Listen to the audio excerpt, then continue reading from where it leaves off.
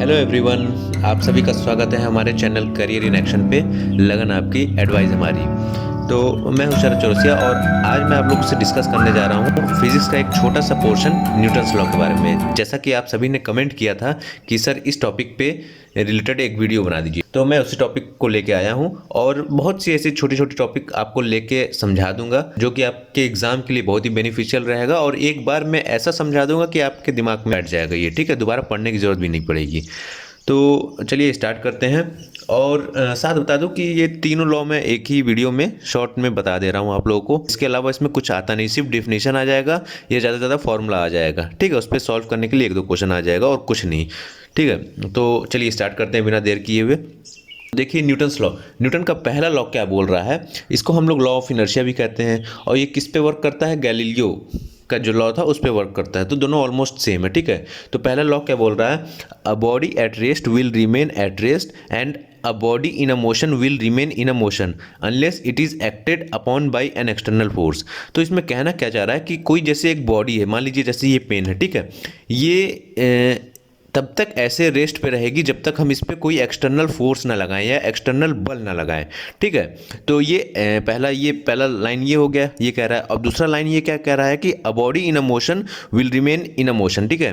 अब इस पे हम कोई जैसे मान लीजिए बल लगा दिए, ठीक है, फोर्स लगा दिए, तो अब ये तब तक ऐसे ही मतलब चलता रहेगा जब तक इसको रोकने के लिए कोई एक्सटर्नल फोर्स ना लगाएं हम, ठीक है। तब तक ये ऐसे चलता रहेगा।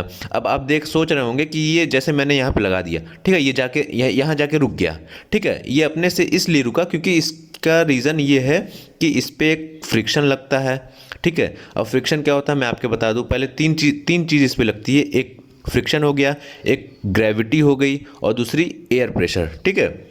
तो फ्रिक्शन क्या होता है, देखिए मान लीजिए अभी आपको तो ये एकदम नॉर्मल सी फिनिशिंग इस पे दिख रही होगी कि ये प्रॉपर फिनिश्ड है, ठीक है। और सरफेस भी नॉर्मल आपको लगता है कि फिनिश्ड है, ठीक है। तो लेकिन एक्चुअल में वो फिनिश्ड नहीं होता है। वो अगर आप माइक्रोस्कोपिक देखेंगे तो मतलब कुछ इस टाइप का रहेगा। मतलब ये हो गया सरफेस आपका, ठीक है। तो ये सरफेस कुछ इस टाइप का जिगजैग टाइप में रहता है, ठीक है, उबड़ खाबड़ टाइप में रहेगा। और सेम इसी तरह मान लीजिए कोई बॉल है, ठीक है, बॉल का भी जो सरफेस होगा ये इस टाइप का कुछ उबड़ खाबड़ रहेगा। अगर आप बहुत ही मतलब माइन्यूट एकदम मतलब माइक्रोस्कोपिक से देखेंगे, ठीक है, तो इसी की वजह से फ्रिक्शन लगता है, ठीक है। सरफेस इस पे देता है और इस पे ये बॉल जो है सरफेस पे देता है, तो इसी की वजह से ये चीज़ रुक जाती है। अगर ये चीज़ प्रॉपर रहे, एकदम मतलब प्लेन रहे, तब ये नहीं रुकेगी, ठीक है। तो इसका कहने का मतलब यही है कि a body in a motion will remain in a motion, ठीक है। तो उसके बाद ये हो गया आपका पहला लॉ, यही कहता है, ठीक है। और इसके बाद आइए सेकंड लॉ में चलते हैं। सेकंड लॉ क्या कह रहा है, सेकंड लॉ कह रहा है कि the force acting on an object is equal to the mass of that object it times its acceleration, ठीक है। मतलब इसमें कहने का मतलब क्या है, सबसे पहले सिंपल सा फॉर्मूला आपको बता दूं मैं। इसमें क्या है कि जो फोर्स है, फोर्स यानी बल is equal to mass into acceleration होता है। आप सभी को पता है एक्सेलरेशन को हम लोग त्वरण कहते हैं हिंदी में, और फोर्स को बल कहते हैं, ठीक है। तो इसमें कह रहा है कि force acting on an object, अगर कोई ऑब्जेक्ट है, ठीक है, जैसे ये एक ऑब्जेक्ट हो गया, हम इस पर कोई फोर्स लगाएंगे, ठीक है, तो ये जो फोर्स होगा वो कितना होगा, ये फोर्स इसके मास और इसके त्वरण के बराबर होगा, ठीक है। मास इनटू एक्सेलरेशन के बराबर होगा, ठीक है। इसका मैं आपको डेरिवेशन बता दूँ, डेरिवेशन आता कहाँ से, ठीक है। तो देखिए जैसे ये हो गया मोमेंटम, मोमेंटम आपको पता है गति, ठीक है। ये हो गया मोमेंटम और is equal to mass into velocity, ठीक है, वेलोसिटी वेग जिसको कहते हैं, ठीक है।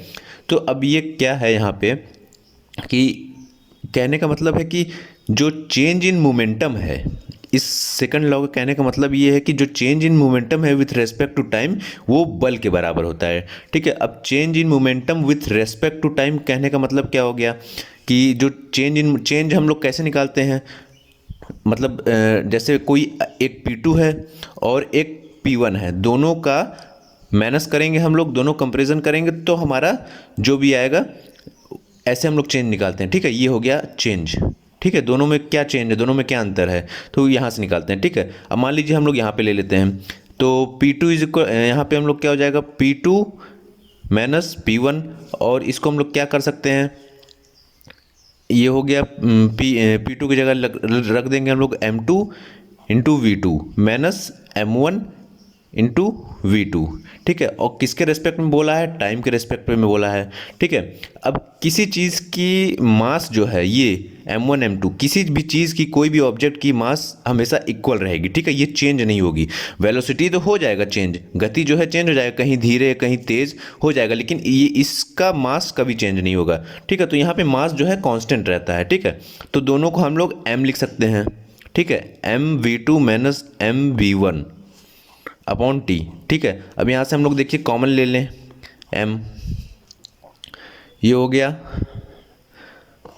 और ये V2 minus V1 upon time. ठीक है, अब आप सभी को पता है कि वेलोसिटी अपॉन टाइम, वेग अपॉन टाइम जो है वो त्वरण के बराबर होता है, तो ये हो जाएगा a। ठीक है, ये a हो गया, और ये किसके बराबर हो गया, बल के बराबर हो गया, तो इसका डेरिवेशन यहाँ से आता है। ये हो गया आप लोगों का। तो आइए देखिए न्यूटन्स थर्ड लॉ के बारे में क्या कह रहा है। ठीक है, न्यूटन्स थर्ड लॉ क्या कहता है, for every action there is an equal and opposite reaction. ठीक है, इसका कहने का मतलब क्या है कि अगर किसी चीज़ पे हम एक्ट करें तो वो अगली चीज़ वो रिएक्ट करती है, लेकिन अपोजिट डायरेक्शन में। ठीक है, अब जैसे मान लीजिए मैं इसको फोर्स लगा रहा हूँ, इस पर बल लगा रहा हूँ। ठीक है, तो जब मैं इसको बल लगा रहा हूँ तो साथ में ये भी जो है मेरे पे बल लगा है, और सेम उतना ही बल लगा रही है। ठीक है, और जैसे या तो मान लीजिए अगर किसी डोर को या किसी दीवार पे आप अगर धक्का देते हैं, ठीक है, तो ये देखिए कि दीवार भी जो है आपको उतने ही प्रेशर से, उतने ही फोर्स से वापस धक्का देगी। ठीक है, तो न्यूटन्स का थर्ड लॉ कहने का मतलब यही है। ये कोई ऑब्जेक्ट हो गई। ठीक है, अब ये ऑब्जेक्ट, एक दूसरी ऑब्जेक्ट ये हो गई, अब ये ऑब्जेक्ट इस ऑब्जेक्ट को धक्का दे रही है, तो सेम इतना ही फोर्स इस ऑब्जेक्ट को ही लग रहा है जितना कि इसको लग रहा है। ठीक है, लेकिन दे कहाँ रही है, ये इधर दे रही है और ये इधर दे रहा है, तो अपोजिट डायरेक्शन में दे रहे हैं। तो न्यूटन्स थर्ड लॉ यही कहना था। तो बाकी और भी टॉपिक पे मैं छोटे छोटे वीडियो बना दूंगा आप लोगों के लिए। कोई भी किसी चीज़ पे भी कंफ्यूजन हो तो आप लोग कमेंट कर दिया करिए, उस टॉपिक पे बन जाएगी वीडियो। तो हमारे साथ बने रहने के लिए आप लोगों का बहुत बहुत